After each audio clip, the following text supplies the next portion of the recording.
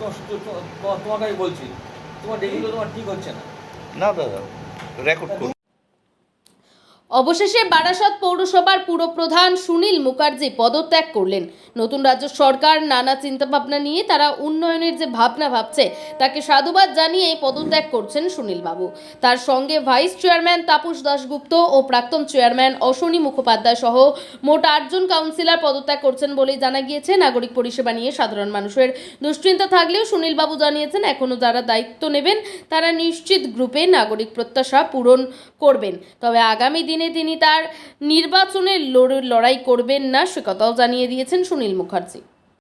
সেই পরিষেবাগুলো এখন কিভাবে পাবে মানুষের পরিষেবাগুলো এখন তো কাউন্সিলর যেহেতু কেউ থাকবে না, এখন পরিষেবা দেবে হচ্ছে পৌরসভা যদি অ্যাডমিনিস্ট্রেটর বসে অ্যাডমিনিস্ট্রেটর দেবে, ইও দেবে, মূলত এই দুজন পরিষেবা দেবে। একটা প্রশ্ন আসে যে মানুষজন আপনাদেরকে ভোট দিয়ে জয়লাভ করেছে তাদের প্রতি আপনাদের দায়বদ্ধতা থাকে?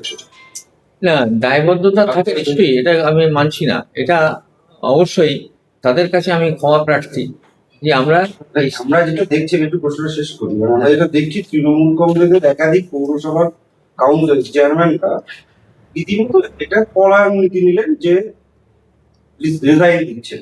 সমস্যা সামনে আসতেই পারে, কিন্তু যে মানুষগুলোর প্রতি আপনি দায়বদ্ধ, গোটা বারাসাত পৌরসভার মানুষের প্রতি আপনি দায়বদ্ধ, আপনি ভোটে দাঁড়িয়েছেন, জিতেছেন, এইবার টার্মটা শেষ করার। আমি তোমার উত্তরটা আমি দিচ্ছি, খুব সংক্ষেপে দিচ্ছি। আমি আমার ওয়ার্ড নিয়ে বলি, আমার ওয়ার্ডে হেন কোনো মানুষ নেই যে আমার কাছ থেকে বিন্দুমাত্র উপকৃত হয়েছে। ঠিক আছে, হেন কোনো মানুষ জিজ্ঞেস করে দেখবেন, প্রতিটা বাড়ি বাড়ি জিজ্ঞেস করে দেখবেন তারা আমার কাছ থেকে উপকৃত হয়েছে কি হয়। কিন্তু আমি যখন দেখলাম যে আমার ওয়ার্ড থেকে 1934 ভোটে আমি হারলাম, তখন আমি মনে করলাম যে আমার প্রতি মানুষের আর আস্থা নেই। আমার থাক আর না থাক, আমি তো নাম মাত্র, আমি তো সুনীল মুখার্জি একটা পার্টির কর্মী। ঠিক আছে, তা আমি কাজ করি কেন? সে তো বিধানসভাতে 19 সালেও আপনি হেরেছিলেন আপনার ওয়ার্ডে, তখন তো রিজাইন করেন, তখন এই রেজাল্টটা হয়নি।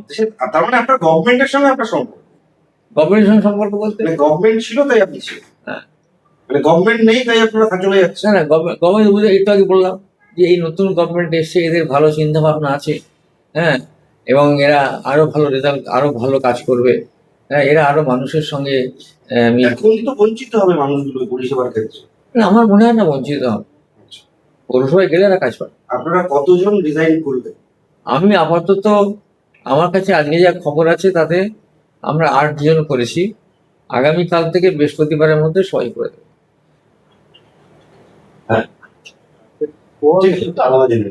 করেনি, বরঞ্চ আমাকে সেভ করেছে, হ্যাঁ, আমাকে সেভ করেছে।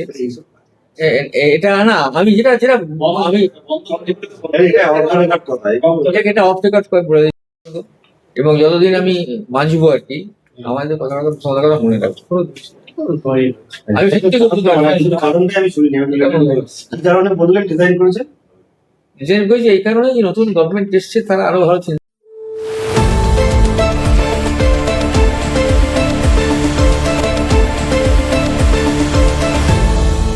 আপনারা দেখছেন এই বেলা বাংলা, শিরোনামে সবার আগে।